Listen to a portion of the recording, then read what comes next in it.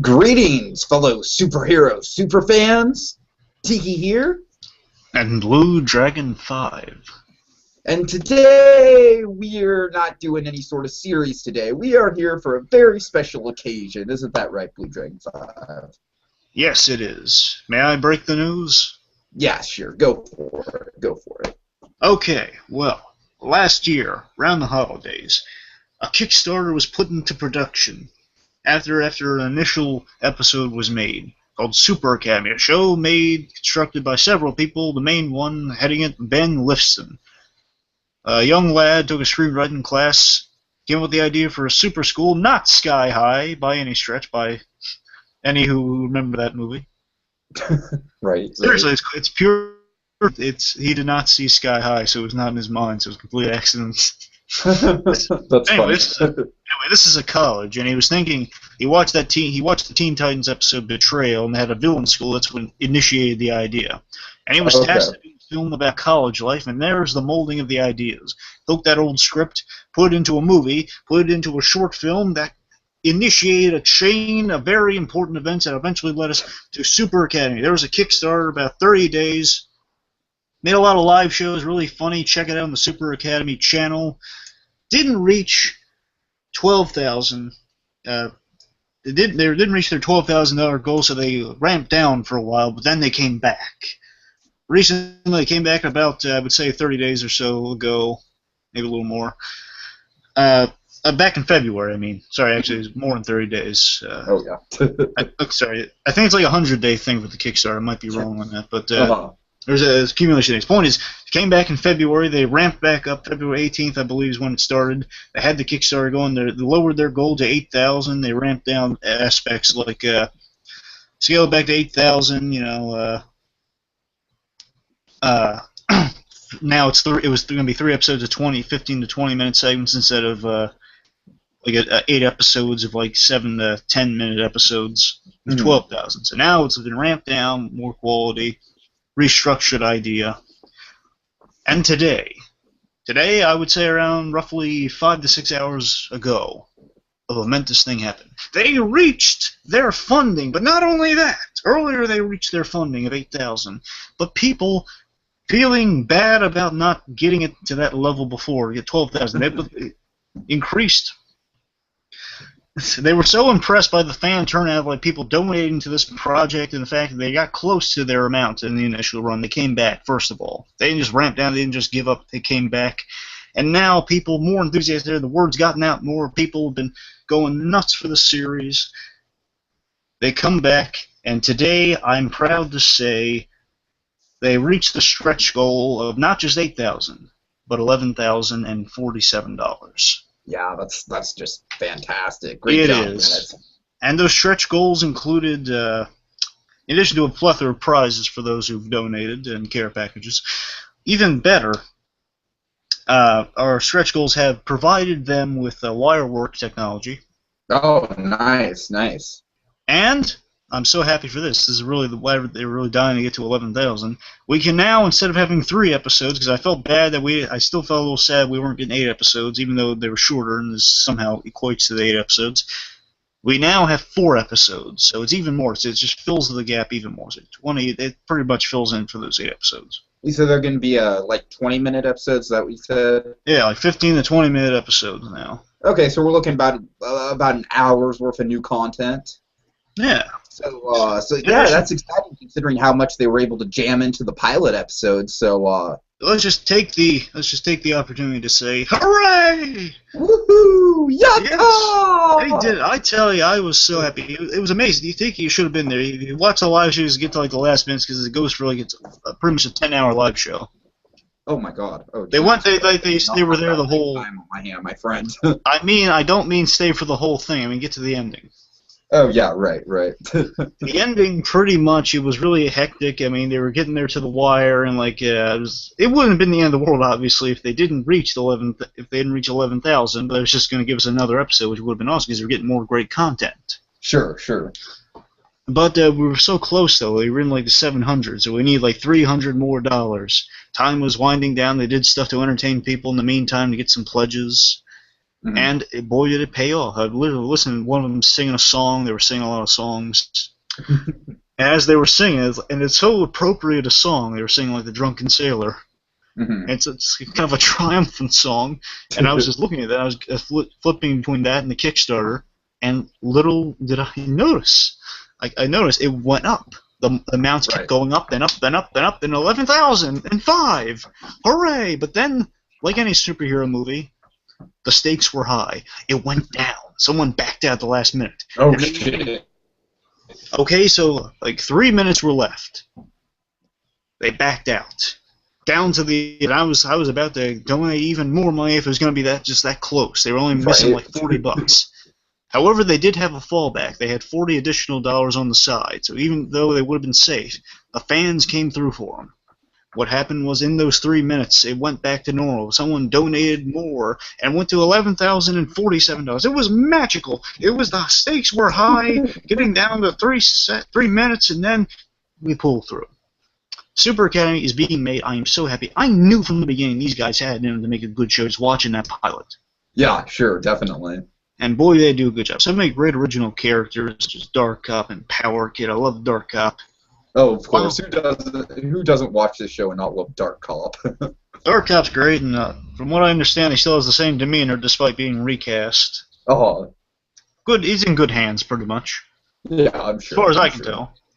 Power Kid, great lead, played by Ted Fermite. Oh, Anyway, so also we have some great new characters added to the Iniquity, in addition to other characters such as the Deans, Right. Valkyrie and Gothel. I love the Dean characters, by the way. yeah, definitely. Just in the brief screen time you definitely get the sense that they're like almost kind of like the recess staff. You know what I mean? They're just Yeah. like they've been there for so long that it's like they've seen it all. I enjoy strong female characters, and that's what I get from those two. One's optimistic, Sure. one's a little more grizzled. They kind of reflect Power Kid and Dark Cop in a way. Oh, definitely. Yeah. Even better, we got some other great female characters, such as two new ones, Glyph, who is a magic major and a friend of Power Kid. Hmm. And she's like, Dark Cop may not be the best role model in terms of he's not that tactful with people. Glyph is tactful with people and more of a helper. Right. More successful than Dark Cop is, let's say. What I love about Dark Cop is that Dark Cop is essentially just like, and I said this on my original review of the pilot episode. Dark Cop is essentially like what Batman would be like if he was actually like, what his social awkwardness level would be like in all actuality in real life, instead of just like, oh, I'm suave Bruce Wayne. No, it's like if Batman, not Bruce Wayne, but Batman tried to socialize. He's driven, but he's driven. He's just lacking that human element, which Power Kid does fill in, which makes them such a great pair. Oh yeah, sure. I love those two together. That's what I'm really sold on that pilot episode, the friendship between those two. I love that. Definitely. And a character I think we can all vouch for being really head over heels for now. This character is awesome. Corona. Now, Corona essentially is a Starfire type character, foreign exchange student from an alien planet. She doesn't get our ways. Just going to school to learn. She's got her quirks most definitely. Very innocent girl. Sees the world like with childlike wonder. Gotta love her. And however, she's got the skills to pay the bills, so to speak. She's very, very, very good, very interesting character. I think we're all looking forward to seeing what she's going to do. If you want to see a little bit of her, just watch the little 2-minute character bio on her. Yeah, they have bios for all the new characters, right? Yeah, maybe not bios, but the meet the character segments on. Oh, right. Also, we got old characters coming back, such as the wonderful and beloved Starburst. Oh, this was perhaps my favorite single moment in the entire pilot episode. Was his little moment where he's like, "And then I saved the day yesterday." Ha ha ha ha ha. And that's pretty much the Starburst character in general. I would love to say that in those live shows that happened during the promotion, and what I love most about the live shows, and I recommend all of you check it out, the original and the new one, is the live shows that really have the characters in character. So they're in the costumes and they're talking as the characters, and they're really the improv. Oh, that's great. Oh, And it is man. great, and I want to say that Starburst really took a life of his own. I think it's what shaped the character from just. I think it was just. Sure, sure. I think it was more just like an innocent thing in the pilot, but I think because of those live shows, he's really full of himself in the live shows, and I think that really transferred, and that's what their plan is right now for Starburst. So there's a lot of fan interaction coming from these live shows. Actually, new characters were created. Oh yeah, yeah. I really that's another thing that I just really respect about these guys, just how they interact with the fans, and they literally like allow the fans to be a part of the creative process, and I just think that's so cool. Actually, I don't want to speak too soon, but I may have created a character.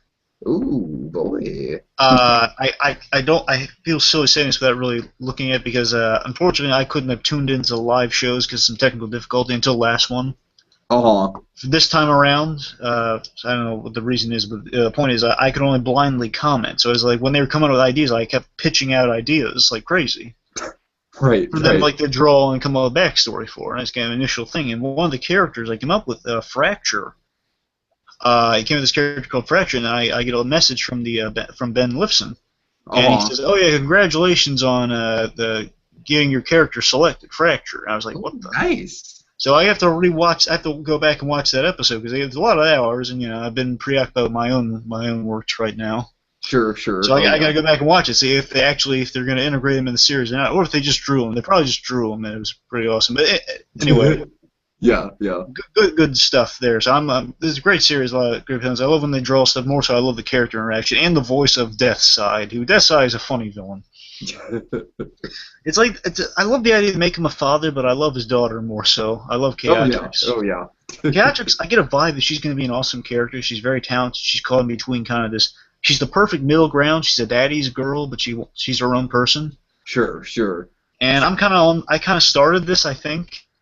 I don't know if it's me. I think I might have started the kind of the shipping of Dark Cub and Chaotrix. Oh God. I don't know. I left it. I just said, it'd be kind of neat to have like a Catwoman Talia al Ghul dynamic between those two. Right. Yeah, for sure. In regards to him as if he were Batman, I don't know, because I kind of saw a little bit of chemistry in that pilot episode. And more so, definitely. And they did a short with Chaotrix in those meet the character segments, and it was basically her and Dark Cop talking, and basically she outsmarts him like a lot of people do for Dark Cop. And I thought there might be some good chemistry there. He's very driven, but she's obviously the one who actually has the skills. And I thought, sure. I'm saying I think those two have chemistry, and it could be a relationship, but if it doesn't have it, it's fine. Mm-hmm. Yeah, I mean, it's like a will they, won't they, possibly.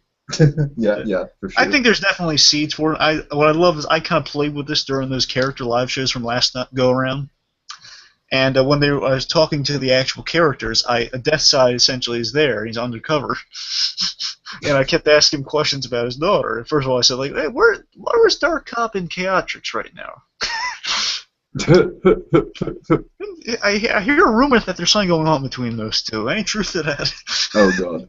And the funniest one is what if, basically saying what if Chaotrix and what do you think Deathside's reaction would be? And Deathside's in the room, mind you, he's just undercover. What do you think Deathside's reaction would be if those two were together? He says, Dark Cop is a very, very ridiculous character, and I'm sure Deathside would kill him. Basically, Deathside has a distaste for him. That makes me laugh if that were to happen, because Deathside would have such a distaste for him. Yeah, right. It'd be kind of like a Ra's al Ghul thing, only Ra's al Ghul didn't like Batman. Oh. I think that'd be funny. And Super Cat had a lot of quiet moments, a lot of good. I love the human moments, Super Cat. I love superheroes and mundanity, and this series exudes that, and that's what I'm hoping for. I mean, this series is pretty much like superhero mundanity. The series, and you know how much I love that. It's like The Incredibles mixed with, I guess, by proxy, Sky High. Yeah, but it's not even to know that the guy didn't even he didn't even register that Sky High was a thing. I mean, I've totally had that before, where I have an idea in my head, I'm like, oh my God, and I find out like, oh wait. Like, that's actually a thing. So it's like I can totally relate to him creatively on that end. I gotta say, though, the voice of Deathside, and he's the one that did him on the live show, I gotta say, I wouldn't mind if he actually played Deathside. I think he's got a pretty good look to him. Oh. He voices him, and he might as well. He's the sound designer, too, so that also helps. Oh yeah, yeah.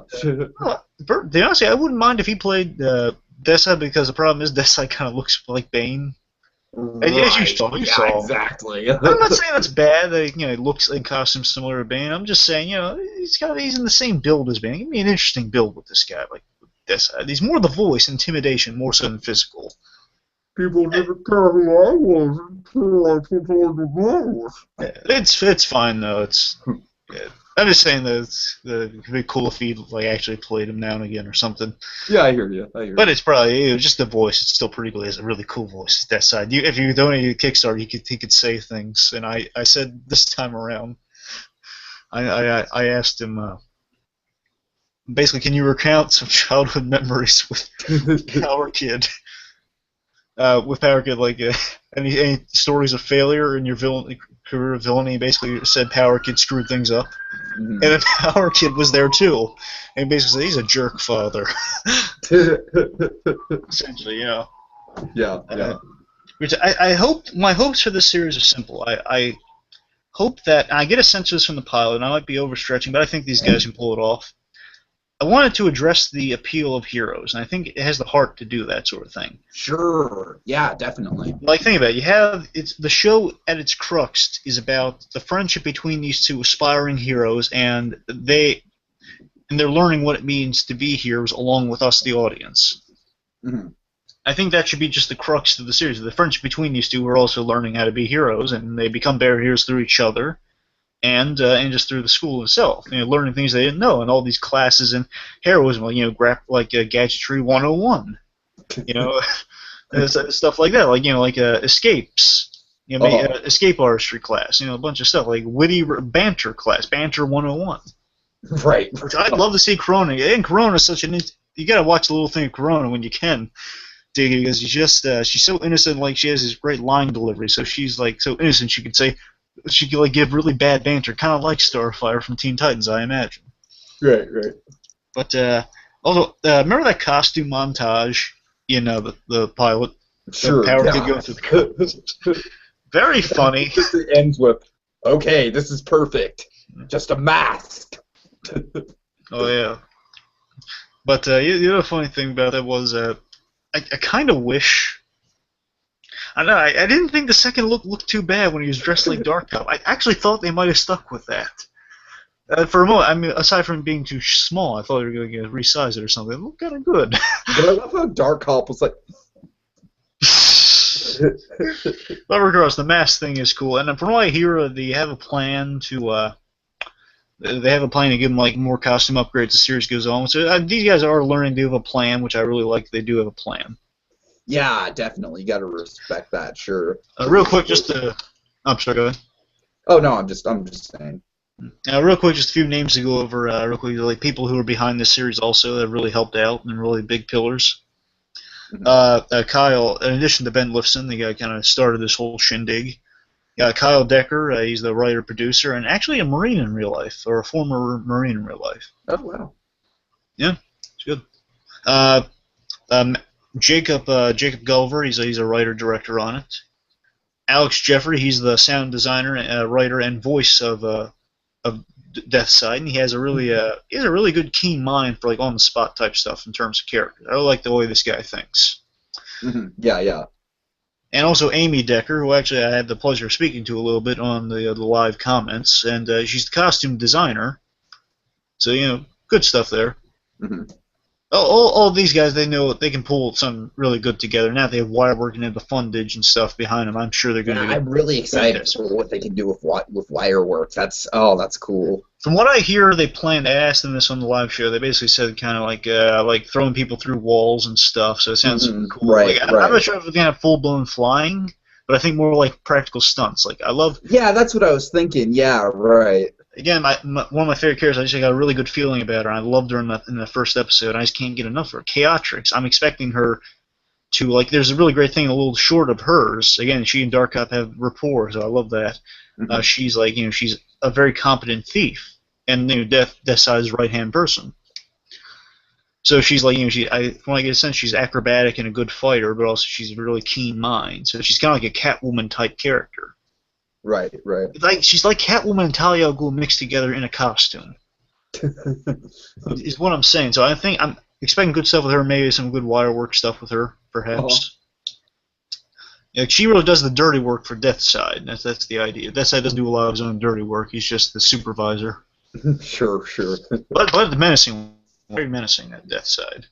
Mm-hmm. And yeah, Power Kid. I think Power Kid's things like he's a lot of inner strength to him. Yeah, I mean that's definitely the thing they emphasized in the pilot is that quite literally he has inner strength that has not yet been realized with him. I think Power Kid's gonna be a lot of people's favorite character because I love how he's just the idea he's battling his villain heritage. Sure. And he's got this super strength. Yet he's very humble, so he's got kind of a Superman mentality to him. Yeah, definitely. It's a great. I mean, I think I think Dark Cop is probably going to be most people's favorite character. Oh, just sure. The whole Batman thing, but you I think Power Kid is a great character to have as like the main character because he's kind of like he's not really the voice of the audience per se, but he's like. He's the one you most relate to. He's like, all these other personalities in this school, of course, like people like Starburst, and of course we have in Dark Cop, it's like they're all so wrapped up in their superhero stuff, but Power Kid, essentially, he's the core of what a superhero should be, and he just wants to save the day, what I mean? Yeah, just the idea that he comes from a line of villainy, but he wants to do good, and he's going against that despite the consequences. That's a heroic thing to do in itself, and, I like that. And also, I hope they get really creative with the super strength. I got a sense they were going to do that like last set of live shows. And there's an idea I pitched to them, and I seem to like it. I don't know if they could actually do it, but now they have the fundage, so perhaps. I'd love to see it if like Power Kid could have like how he crushed the mug. Yeah. I'd love to see if like he took a coin and he flipped and it went through like concrete or something. Oh yeah, right. He's like a quarter, and like he flicks it, and that's like an instant weapon right there. Or like he's accidentally, he's just like maybe skipping a stone or something that sinks a boat. I don't know, something. I'd love to see him turn a coin into a weapon. I love that. It's like almost like a bullseye type thing. Only it's much more deadly. Also, that's this idea to him in this live show. It was really funny. It was what if Power Kid, like, he's freaking out or something, like, he's panicking, like, I don't know, like, I'm just random thing, like he's catching on fire or something. He's trying to make him panic. And he's in Dark Cop's lair, and like, he freaks out and he can't control his strength when he's not really focused on it, so he's crushing everything around the room. And he's like flipping out, and then Dark Cop has like to taser him or something to snap him out of it. Or either like after all the room's destruction, the Power Kid like turns around like, sorry, and the Dark Cop has like a, what? What gives? Sort of thing, right? You there, Tiki? Right. Funny. Like, what was that? Yeah. That was my favorite. Oh yeah. Sorry about that. Yeah. Anyway, yeah. So fun stuff like that. Again, I'm interested to see what they do with characters like Gothel and Valkyrie. They have really interesting looks to them. Again, the positive and the pessimist and the optimist and the pessimist with Gothel. Oh yeah, sure. And like you said, it's like that's one of the things that I really liked about the pilot. It did what any good pilot should do. It really, introduced the main characters in a memorable way. It really gave us a sense of their relationship and why they're friends. So I'd love to see. I don't know. I'd really love to see the pairing of like Valkyrie. We saw a pairing between Valkyrina and Dark Cop and how that went. You're basically saying, you're very antisocial, aren't you? Remember her? Yeah, I love that pairing. But the pairing I like even more Gothel was, first of all, she's against Power Kid. We know that. She's saying, well, she's the son of a supervillain. We shouldn't let him in here. I'd love to see those two paired up. That could be an interesting pairing. But any ideas for the series you'd like to get at before we wrap up here? No, I mean not really. Like I said, like you're definitely more the expert on it. You followed like all the live stuff and everything. I've really just mostly watched the pilot episode, so I don't know. Basically on my end, I don't know. I'd like to, just like I said, maybe just more stuff with Dark Cop and more of just the whole idea that he's essentially Batman if Batman was socially awkward and just I love that. I just love that whole thing. And of course, just the more Starburst the better, because I've just fallen in love with that character. The only thing I'd like to see done with Dark Up, and they do have a plan, so I can't really say much on it. Right. Just so you know, Dark Up's parents are alive, so his parents are living. From what I understand, they said it once in the original one, so I don't know if they changed the idea or anything at all, but from what I understand, I think his parents have money. So I think his parents, cool. I'm just to send them there. I'm not quite sure, so don't quote me on that. Mm-hmm. The thing I do love with Dark Up, though, I love how he has traces on everything, including his pen. The pen and the mask, I love that. Right. That's my favorite gag in the original. His tracking device on his pen. Oh, that was the director, by the way, who got beat up by Dark Up in the pilot. Yeah, it's such a good way to introduce the character too. Oh yeah, it's great. And it's a clown. It's a clown-looking guy too. Yeah.